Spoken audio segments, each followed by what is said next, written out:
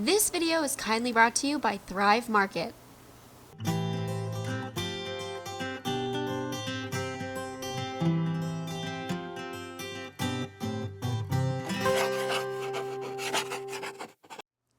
Hey guys, it's Maggie and I am back today, and in today's video I want to share something that I have been asked to share about on YouTube quite a number of times, and that is all of my scars and the stories behind them. Now, this is not the first time that I'll be talking about my scars, but I decided to go back on YouTube and see when I last talked about them, and it's been 7 years. 7 years. That's a long time. That's a long time, okay? A lot has happened in the last 7 years. Mainly surgeries. I've had a lot of surgeries really in the past 4 years. And of course, that leads to some new scars that I would like to share about. There's a few reasons why I think sharing the stories behind the scars are important. One being that even if we go through the same surgeries or procedures, your scars may not look like mine. I get a lot of comments about my midline scar and how, oh my gosh, it looks horrible, look what they did to you. And that's just not the case at all. They did a beautiful job. It's just the circumstances that I was in. So I think that's a really important reason to share the stories behind it, but also to show the impact of a diagnosis like Crohn's and how it has impacted me in ways that I just could have never imagined, beyond being a GI disease, how I have had to deal with things outside of my intestines, probably more so than the actual intestines. It's been wild. It's been wild. I am looking forward to sharing these stories, sharing these scars with you, and, sharing that it's okay to feel however you want to feel about your scars. Sometimes I'm like, yes, proof that I have gone through a lot and I've healed from a lot. Other times I am like, dang it, I wish this wasn't so permanent. I wish they weren't so visible. I think both are totally fine ways to feel about it. But before I get into sharing all of my lovely scars with you, I want to thank today's sponsor, Thrive Market. I'm excited to share about Thrive Market, especially since they're having their biggest sale of the summer this week. Thrive Market is an online membership-based grocery store whose mission is to make healthy living as easy and accessible as possible. They also guarantee savings on every order. This one right here, I saved $34.58, and I am excited to open it with you guys. I love going on their website because it gets me excited about food. I like to try new and different things, and usually in the grocery store, either I just pass them by or they're too expensive for me to get. Thrive Market makes it affordable, so I can actually get this stuff affordably. Even if you find an item marked lower somewhere else, they'll match it for you. I'm so excited. I got these two because I want to make my own mayo. So we'll see how it goes. Plus, orders over $49 ship free, and you'll make up your membership in savings. And if you don't, then they'll credit the difference to your account. With my community online, I know that many of us deal with different intolerances or allergies or ingredients that we just cannot handle, and that's a feature that I absolutely love about Thrive Market. You can filter by over 90 different diets, and you can do stuff like immune protocol or low FODMAP.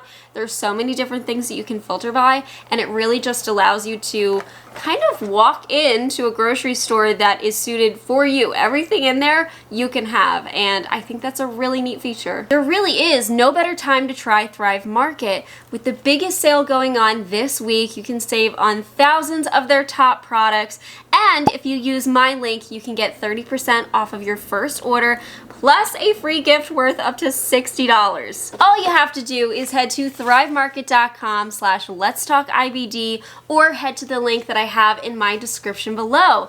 Thank you so much to Thrive for sponsoring this video. All right, let's dive into all of these scars and the story that they paint of my IBD journey, my diagnosis of Crohn's disease, inflammatory bowel disease.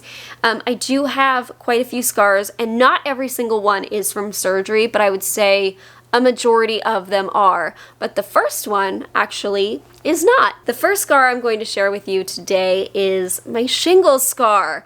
This was early on in my Crohn's disease journey. I had been diagnosed at this point for maybe a year or two, and I was not doing well, but I was also on medication that made me really immunocompromised, and I wound up with shingles. At first, we did not know what it was. We thought it was poison ivy, and that's how we treated it. We were putting like IV dry and stuff like that on it. It was when the pain started that we were like, something's not right here. So in thinking that this was poison ivy, I wouldn't say we were that delayed in seeking help for it, but maybe like a day or two. So this thing, I mean, this bout of shingles probably got about that big, and it was on the side of my belly, and it was, oh gosh, it was awful. It was draining. It was really bad looking, but I am grateful for the location. It's actually pretty much underneath my ostomy appliance at this point. A little portion of it pokes out, so that's what I'm showing you. And over time, it really has flattened out quite a bit. It used to be kind of bumpy, but it's flattened out. It's been how many years? Almost 20 years since I got that. So it's going away. For a really long time, it was fairly numb. There is a slight amount of numbness to it, but I don't notice it. I'm so used to it. It's fine. But that was the first scar that Crohn's gave me, just indirectly because I was immunocompromised. Now the next two scars I'm going to show you are for the same reason, but at different time periods. So when I was a freshman in high school, I was, what would I be, 14, 13, something like that. I was hospitalized for the first time because of my Crohn's. And it wound up being that I was obstructed, like very severely, and they found my rectal stricture for the first time. Now, because I was obstructed, I was not allowed to eat. They put in a PICC line in my arm and they gave me TPN so I could still get, you know, my nutrients and whatnot while I wasn't able to eat. I have the absolute tiniest little PICC line mark, little tiny scar on my arm. I can still see it, but it's so small, nobody else would probably notice it, but I see it. My little dot. A few years later, I wound up getting resection surgery. I think I was a junior in high school at this point. And for that surgery, because everything just went horribly wrong, I'll tell you in a minute, I got a central line. So instead of getting a PICC line in my arm, I guess because they didn't really know how long I'd have it, I'm not sure, they put in a central line right in my chest and they sutured it in place. So where those sutures sat is where the little scarring is. It's like 3 or 4 little dots just right there on my chest. Again, not super noticeable, but I see it. Probably because I was the one dealing with it, having it in me. Okay, so like I said, things went really wrong with this resection. Actually, the surgery went beautifully. I went in for an ileum resection as well as a partial colectomy. When I said that I had that rectal stricture, they actually found 2 more higher up in my intestines. So that's what they were removing. They couldn't remove that rectal stricture because it was so close to the outside that it would have impacted my ability to have a normal bowel movement, but the other 2 they could remove just fine. So went into that surgery. It was done laparoscopically, which I remember being so excited the night before because I was finally going to have a really visible scar in my mind. I was going to have this really visible scar to show people what I was dealing with on the inside. At that point, like, I know I looked pretty thin and sickly, but I had no physical proof that I was sick. And so I was really looking forward to having these scars. If you've ever had a laparoscopic surgery, for the most part, those incisions like almost completely disappear. And so a week later after this, when my intestines, where they sewed them back together, they fell apart, I had to go in for emergency surgery and they gave me a big midline, so I got my very visible scar. 2 out of 3 of those laparoscopic incisions were dissolved because one became my big midline scar, which we'll talk about in a second. The second became where my ostomy, my stoma, comes out of my skin. And the third I'll show you here. And it is basically invisible. You probably can't even see it. I don't know, it takes me a long time to find it. And when I do, I'm like, is that really it? I'm not sure. It basically disappeared. If that's what I wound up with, if everything had worked out and I just had those 3 laparoscopic incisions, I don't think anybody today would know that I ever had surgery, which is kind of wild. But, okay, so then obviously things went wrong with that surgery, had the emergency ostomy surgery to give my lower intestine a break, give my colon a break, because I still had a really bad rectal stricture, which was blocking things up. It was blocking traffic, basically. So food and everything that I ate that week was in my peritoneum, floating around. So when they went in to give me the ostomy, they had to do a big midline scar to really clean me out well.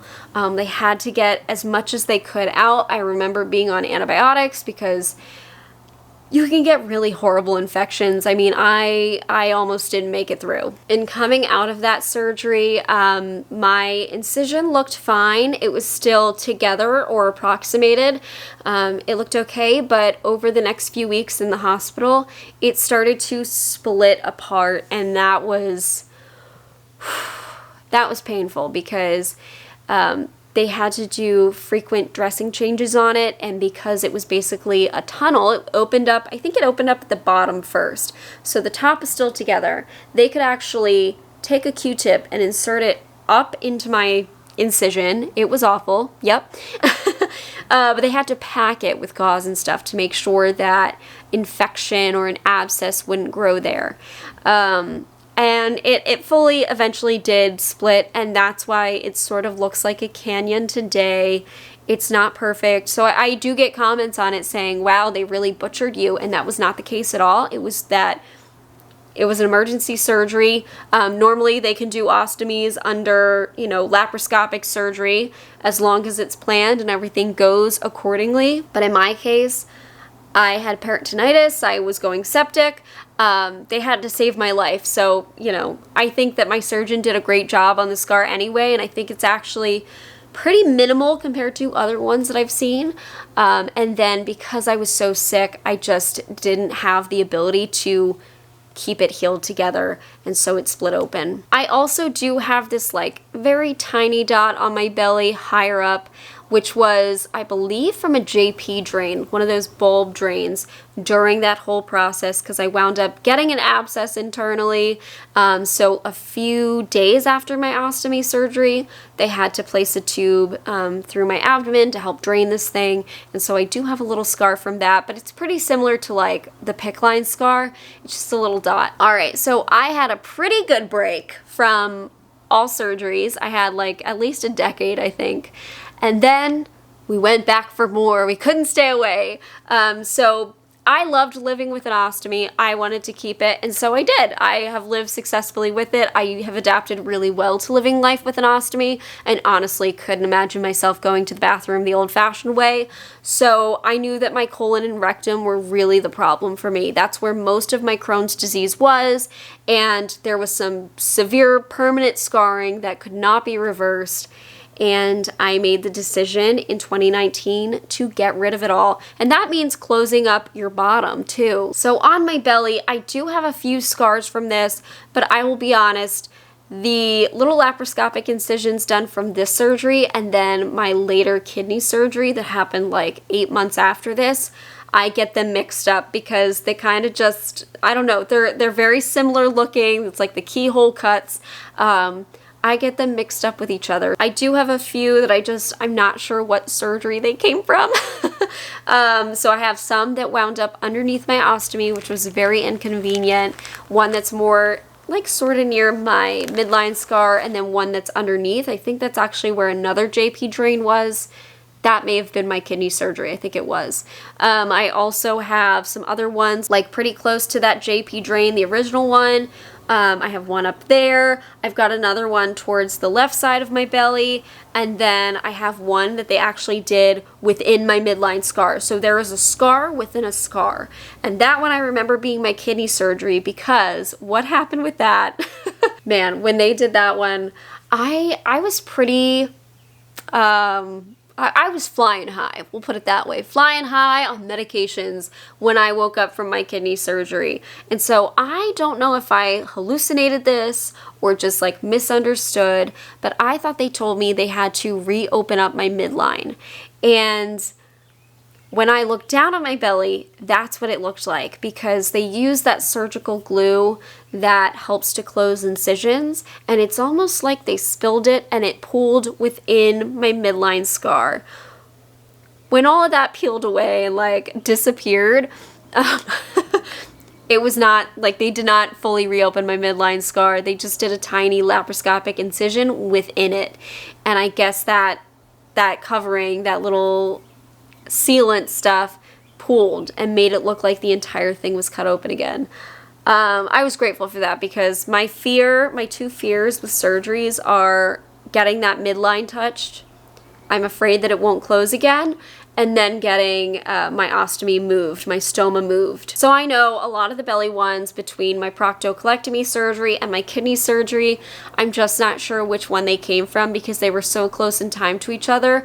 When I had my kidney surgery, I was still healing from my proctocolectomy, and that was kind of wild, because one of the major incisions that you get during proctocolectomy surgery is on your bottom, and I would show you that if YouTube wouldn't ban me. That one, like, if you were looking at my backside, you wouldn't know unless you looked, okay? I think it's beautiful. I think it healed great. It did take a year to heal, but they truly close the anus, which is absolutely wild. And everyone that I say that to is like, how do you close a hole? And the best way to describe it is a drawstring bag. Like, imagine that closing. Yeah. Anyways, that's all of that.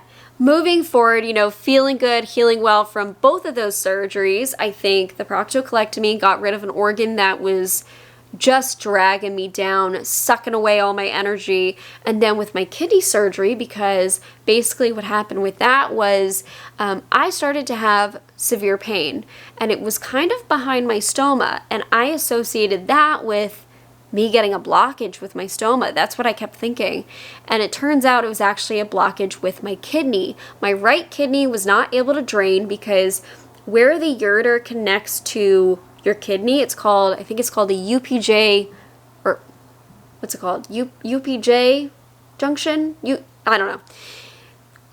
Where they connect together though, I had a narrow spot, and we don't know why there was a narrow spot. It may just be Crohn's inflammation. There's actually been some recent studies done on that it's not all that uncommon to have inflammation outside of the intestines. It may be scar tissue wrapping around it from all my previous surgeries. We just don't know. But it happened, and that was awful pain. It was the worst. And having my kidney not be able to drain, I actually did wind up with a pretty horrible infection, wound up going septic, wound up in the hospital. So I knew I wanted to get that taken care of, especially because at that point, Zach and I were getting married in 3 months. So I had the surgery in July, and then we got married in October, and I was still healing from surgery at our wedding. But it was kind of wild to go through that. It did give me so much relief, and I am grateful for it. I was given a number of options to deal with this narrow spot. I could live with a stent, which sounded absolutely terrible to me. They could try dilating it, which sounded really terrible to me. And they said that the success rate of that, like, I'd have to get it done over and over again. But they said surgery usually, takes care of it. So I said, let's do the surgery. Let's take care of this, hopefully permanently, knock on wood. So between both surgeries, I have healed really well and have honestly felt the best, truly the best that I have, dealing with very mild symptoms. I think the most that I've dealt with is dehydration from my ostomy, and still unsure completely why that started to happen, but started to have a lot of loose output, which led to me getting IV fluids pretty frequently. Thankfully, I am off of that. I can't wait to share about that, but because of all those IVs that I was getting, I do have little IV scars from the ones that were terrible IVs in my hands, and they're just little dots, but I can see them, and I'm like, man, I knew that IV was gonna be a bad one. Yeah, I'm glad not to be doing that anymore, because I would like to save my veins as much as possible. And then let's get on to the final scar, the ectopic rupture scar. As you can imagine, with all the surgeries I've gone through, I have dealt with a lot of adhesions and scar tissue internally. And when I had my ectopic pregnancy 3 months ago, which is wild to me now, when I finally ruptured, I went to a hospital that was not super familiar with me. They did get my hospital records, but when I was about to go in the OR, they were like, they were going back and forth on how they wanted to do the surgery.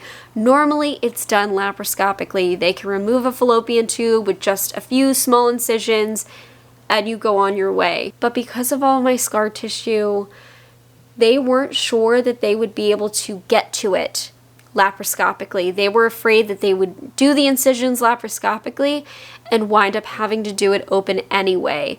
They also were really nervous, and they did have... This was awful. I had to sign consents, obviously, for surgery, and they had to list everything that they possibly could, that they thought, you know, if it goes this way, we want you to know. We want you to have informed consent, which honestly, I think this was the best informed consent I've ever gotten. But anyways, they went through every possibility, and they said, listen, we may have to move your stoma because it's on the right side, and your ectopic pregnancy and the fallopian tube that it's in is on the right side. We may have to resite your stoma. And that like got me so upset. Obviously it was emotional anyway, but that really got me going because Leroy and I have been together for 14 years, and he has worked so well for me. He's been such a good stoma. It protrudes just enough that I don't have a lot of issues with leaks and stuff. I was just worried. You know, not every surgeon can make a good stoma. They just can't. It's the honest truth. And I was afraid that I would have a bad stoma afterwards. Thankfully, they just did it as an open surgery. I have an incision that looks like I had a C-section, but here it is.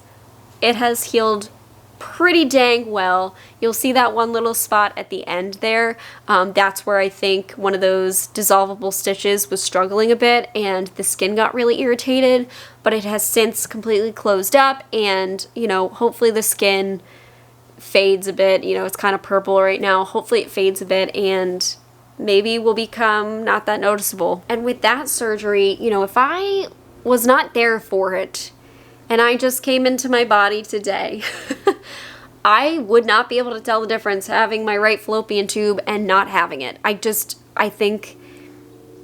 know. I feel normal. I feel okay, and I feel normal. The pain after surgery was bad, but once that went away, it's been smooth sailing. I mean, knock on wood, smooth sailing for me. So I'm really happy of the progress I've made, and I think that speaks a lot too to my health now. I mean, I look back at that midline incision and how sick I was and what that thing looks like, and this new incision I have and how that healed and what it looks like. So those are all of my stories of my scars. Let's hope that we just stick with these, because I'd really like to not have any more. Thanks so much. Alright guys, thank you so much for watching today's video, and thank you again to Thrive Market for sponsoring this video. They have been a lovely ongoing sponsor on my channel, and just make sure that if you want to sign up, now is the time to do it with all the summer sales that they got going on. You can head to the link in my description below, or go to thrivemarket.com/LetsTalkIBD to get 30% off your order, as well as a free gift worth up to $60. Thank you so much, and I will see you guys in the next.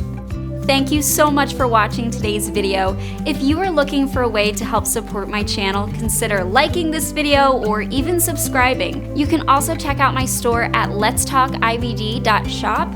I have stickers and hoodies like these guys over here, just related to chronic illness and inflammatory bowel disease, something fun. And I also have a coupon code for my YouTube watchers. You could also become a member of my channel, like the wonderful people scrolling on screen here. They've become a member, and they have access to videos a little bit earlier. It's a great way to support my channel, and really, just watching my videos means the world. Thank you so much, and I'll see you in the next.